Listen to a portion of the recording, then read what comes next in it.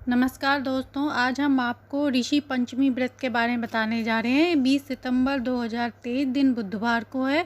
इस पर्व को महिलाएं मनाती हैं। हिंदू धर्म में ऋषि पंचमी का व्रत श्रेष्ठ माना गया है। इस दिन महिलाएं व्रत रखकर पूजन करती हैं, उन्हें अटल सुहाग की प्राप्ति होती है। ये व्रत देवी देवताओं के लिए नहीं बल्कि सप्त ऋषियों मुनियों को समर्पित है। गणेश चतुर्थी के एक दिन बाद यह पर्व मनाया जाता है। इस दिन ऋषि मुनि कश्यप विश्वामित्र आदि के 7 नामों को याद किया जाता है। इस दिन नदी या सरोवर में स्नान करें। यह व्रत व्यक्ति के पाप कर्मों से मुक्ति दिलाता है। यह पर्व मुख्य रूप से महिलाएं रहती हैं। जाने अनजाने में हुई भूल के लिए यह व्रत रखा जाता है। इसमें एक बार भोजन करें। सुबह से दोपहर तक यह व्रत किया जाता है, उसके बाद आप भोजन कर सकते हैं।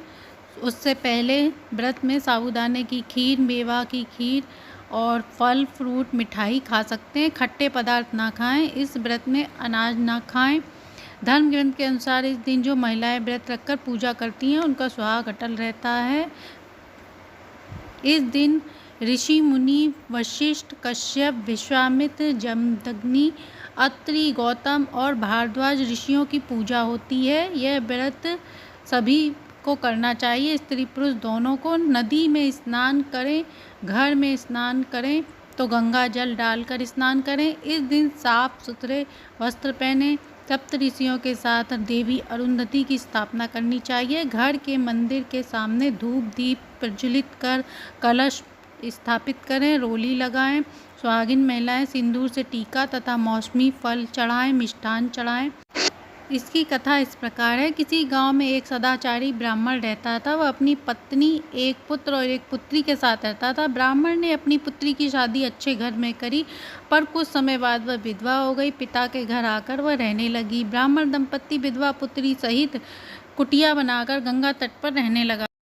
एक दिन विधवा पुत्री के शरीर पर बहुत सारे कीड़े पैदा हो गए। उससे अपनी मां को बताया कीड़े के बारे में। माता पिता को बहुत दुख हुआ। इनका उपाय जानने के लिए वह ऋषि के पास गए। ऋषि ने अपनी विद्या से उस कन्या के पिछले जन्म का पूरा विवरण देखा। ऋषि ने बताया कि यह कन्या पिछले जन्म में एक ब्राह्मणी थी।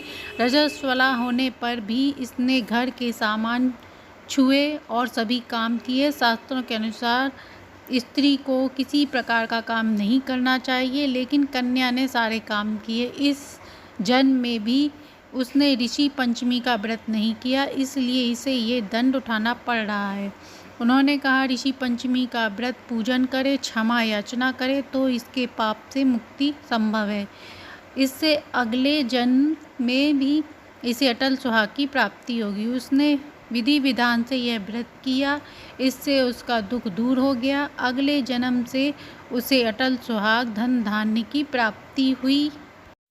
जो कोई भी यह व्रत करता है उसे अटल सुहाग की और घर में सुख शांति की प्राप्ति होती है और जाने अनजाने में किए गए पापों से मुक्ति मिलती है। जानकारी अच्छी लगी तो लाइक एंड सब्सक्राइब करें।